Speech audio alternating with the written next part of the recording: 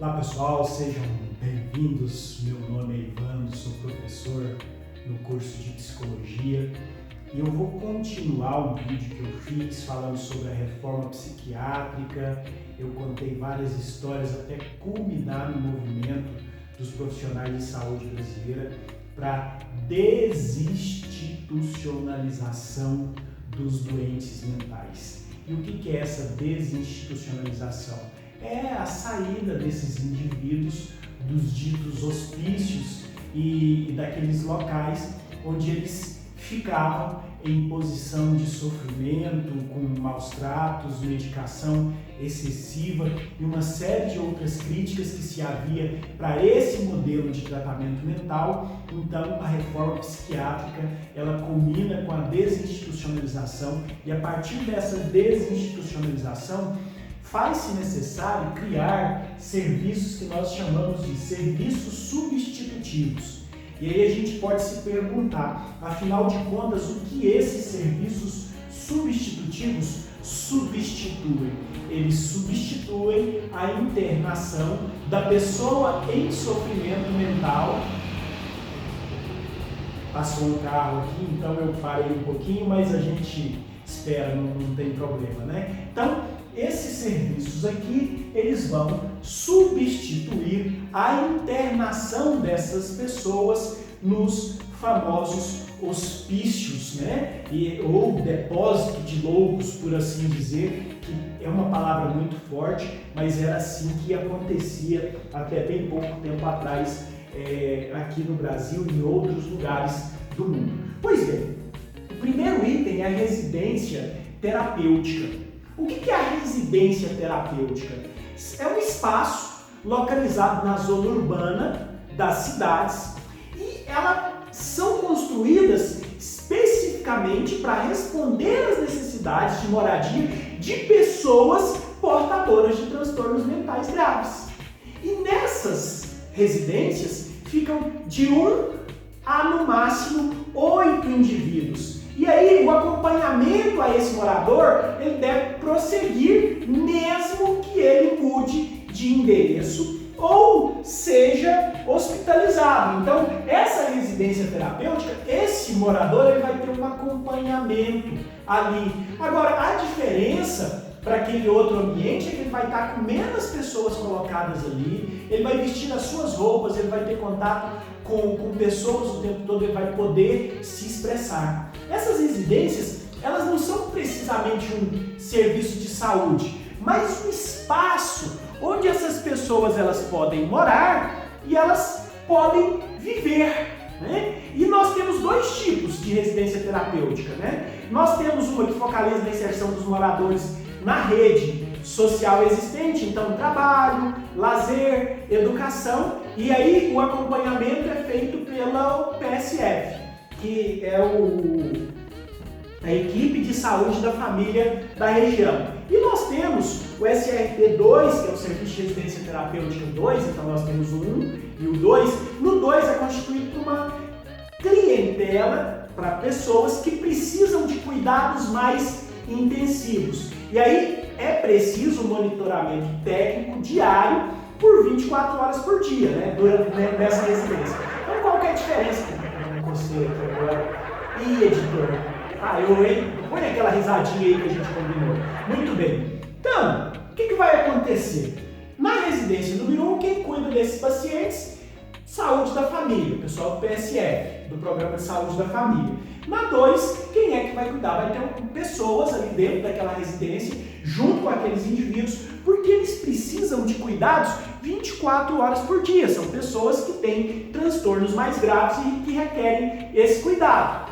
E nessas residências, ao contrário dos hospícios, você tem o respeito à individualidade, à singularidade das pessoas. Você precisa prevalecer uma relação de ações junto ao grupo. Você precisa ter um contrato entre as pessoas para evitar discórdias, disputa de espaço, namoro, barulho, festas. Então é um lugar que você precisa seguir algumas normas, você precisa seguir algumas regras. E o objetivo principal é que esse morador, que esse indivíduo, ele ganhe autonomia. E aí, à medida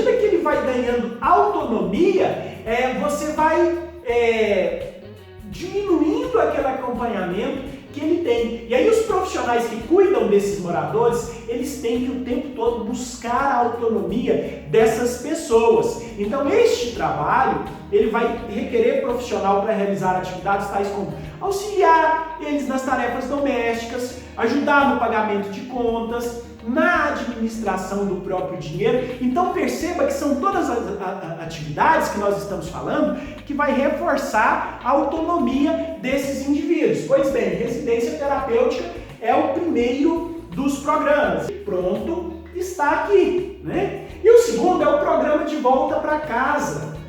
O que o programa de volta para casa, ele parece até aqueles programas de televisão, né? Tem alguns programas de televisão aí de volta para o meu lar. Pois bem, o programa de volta para casa, ele acontece para contribuir para que essa pessoa, ao sair de um ambiente onde ele estava internado, ele tem uma contribuição para se reinserir no convívio social, na sociedade.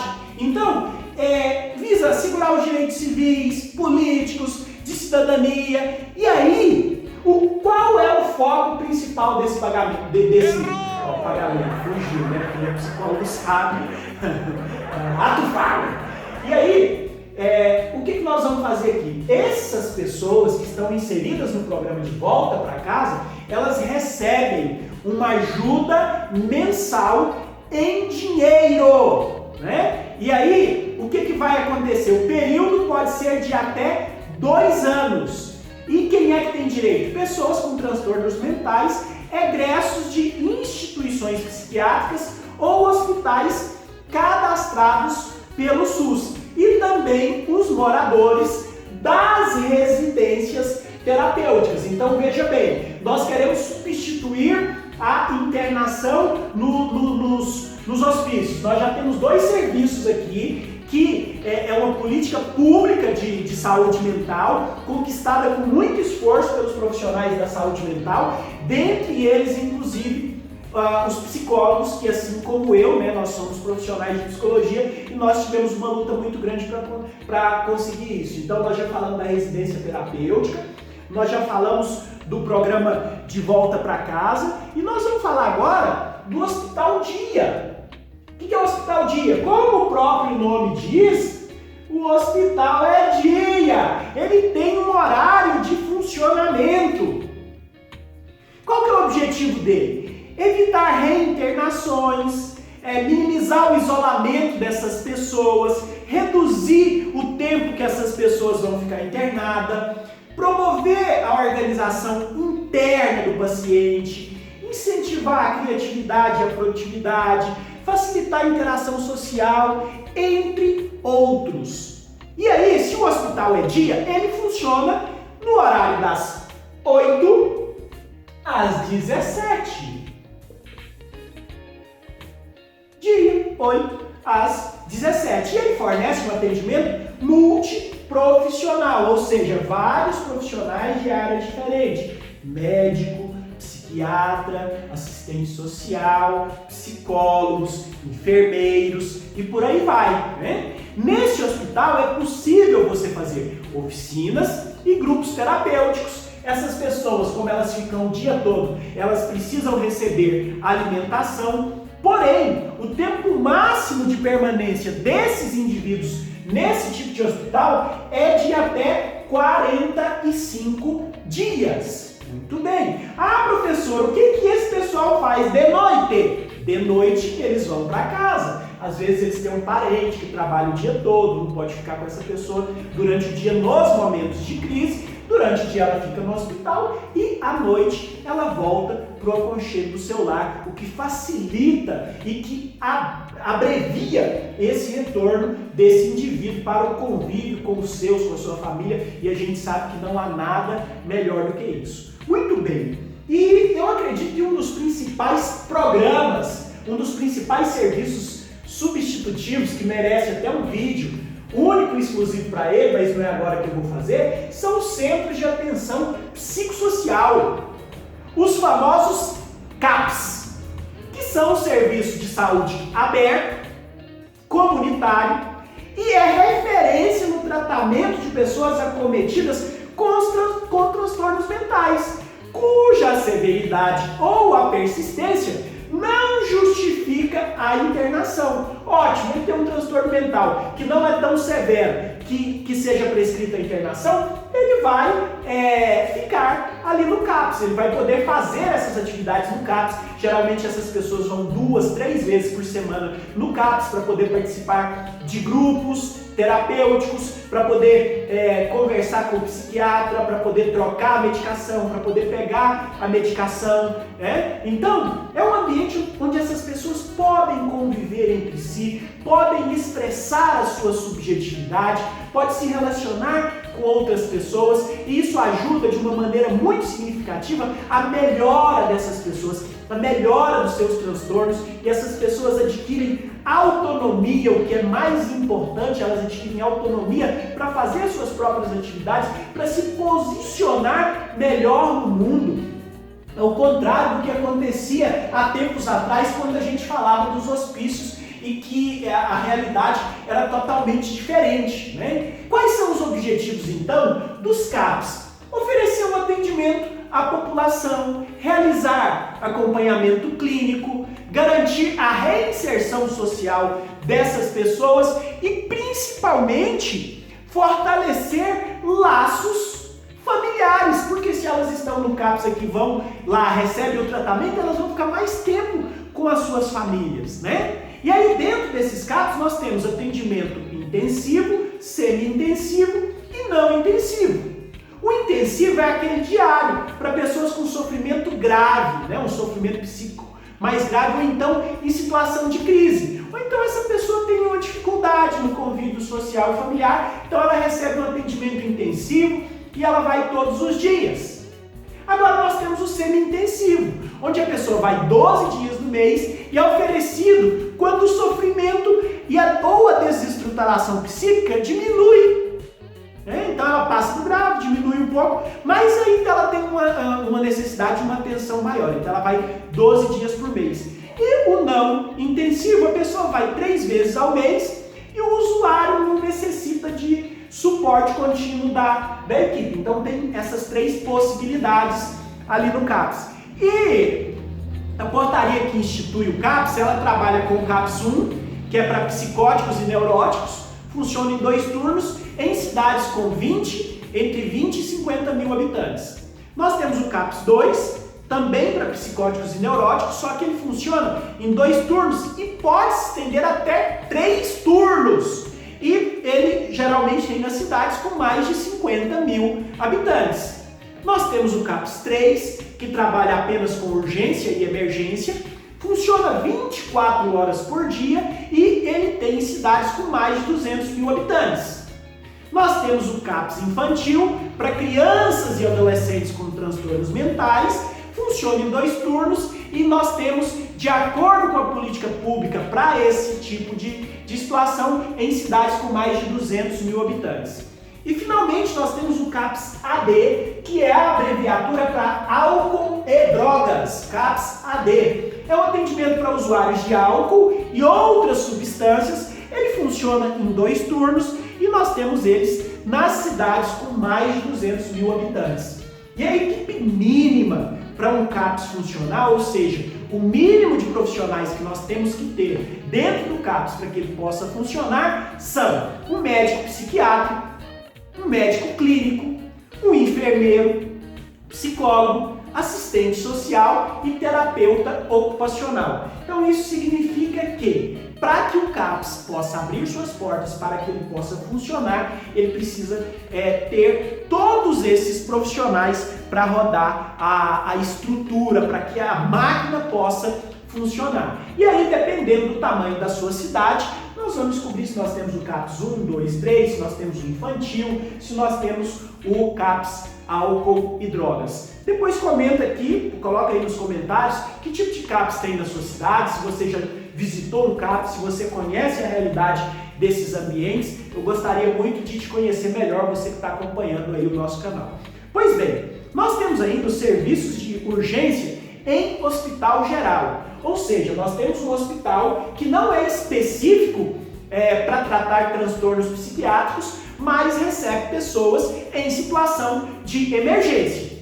Qual que é o objetivo? É evitar a internação e que ele tenha um atendimento que vai resolver a sua questão naquele momento de emergência. Por exemplo, eu estou com uma crise de pânico. Eu não preciso ser internado. Então eu vou no atendimento de urgência em um hospital geral, que trata outras patologias também. Então eu permito esse paciente a retornar ao convívio social no menor tempo possível. Só que ele precisa funcionar 24 horas, contar com 2 leitos para internação de até 72 horas. Eles devem ser regionalizados, ou seja, eu estou numa micro-região, que é Uberlândia, que ela atende o Triângulo Mineiro. Então ela vai atender Araguari, vai atender os municípios menores. Então o ponto de referência é aqui em Uberlândia. Eles garantem o atendimento multiprofissional, ou seja, vários profissionais trabalhando ao mesmo tempo para a recuperação daquele indivíduo. Eu posso atender individualmente, posso atender de maneira grupal e posso atender também de maneira familiar. E após a alta, o que se deve fazer? Eu devo referenciar para esse paciente um centro de atenção psicossocial, ou seja, um CAPS, mais próximo da sua residência, para que ele consiga, então, continuar o seu tratamento. Então, o paciente saiu aqui do hospital, vou deixar ele a Deus dará. Não, ele vai ter um CAPS de referência para que ele possa continuar o seu tratamento, o seu acompanhamento. Muito bem. Continuando, então, a gente vai para os 2 últimos serviços substitutivos, né?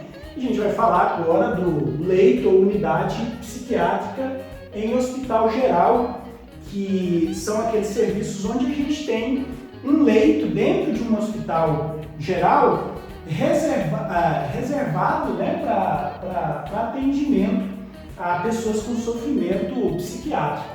E qual que é o objetivo desses leitos ou unidades psiquiátricas? É oferecer retaguarda hospitalar, né? Em que as internações fazem-se necessárias depois que a gente esgotou todas as possibilidades. Então a internação sempre ela acontece em último caso. E o número de leitos, nesse caso aqui, ele não deve ultrapassar 10% da capacidade total desse hospital geral. Então, se o hospital ele tem ali 100 leitos, no máximo 10 podem ser reservados para atender pacientes com transtornos psiquiátricos, né? E é limitado ao número máximo também de 30 leitos. Então, se o hospital tem 500 leitos, ele não pode deixar 10%, que são 50. Então, ele pode deixar no máximo 30 leitos, né? E aí, o mesmo esquema, você tem que ter um grupo multiprofissional, você deve ter a possibilidade de fazer trabalhos individuais, em grupo e familiar. Você deve ter salas específicas para trabalho em grupo, áreas de lazer para os pacientes, para fazer educação física, entre outras atividades, né? Então, o paciente vai lá e para poder desenvolver outras partes também, para gerar endorfina. Então, isso é muito importante para o tratamento. E a gente precisa sempre, nesses ambientes, preparar o paciente para alta. E, em última instância, o hospital especializado em psiquiatria, que é um hospital específico para atendimento de pessoas com transtorno psiquiátrico. Muito bem, eu disse aqui um hospital específico, mas existe uma ressalva. Esses hospitais aqui, se o hospital ele tiver a maioria dos seus leitos, ou seja, 50% mais um reservado para pessoas com transtorno psiquiátrico, ele é considerado um hospital especializado em psiquiatria, né? E aí ele deve oferecer avaliação médico, psicológica e social, atendimento individual, em grupo e familiar, e novamente a gente sempre prepara o paciente para a alta. Muito bem, caríssimos, nós listamos os 7 serviços que substituem os hospícios, né? E aí, eu queria dizer o seguinte para vocês: nós estamos gravando esse vídeo em abril de 2020, período de pandemia, mas no dia 18 de maio nós vamos ter a luta antimanicomial onde os profissionais da saúde, principalmente os profissionais em saúde mental, se reúnem, fazem mobilizações por todo o nosso país para que jamais a gente volte com aqueles horrores que outrora tivemos em nosso país no atendimento a pessoas com transtornos psiquiátricos. Então, se você é da área da saúde, se você é psicólogo, psiquiatra, enfermeiro, profissional de assistência social, vamos participar dessa luta, porque retroceder jamais. Um abraço a todos, até a próxima.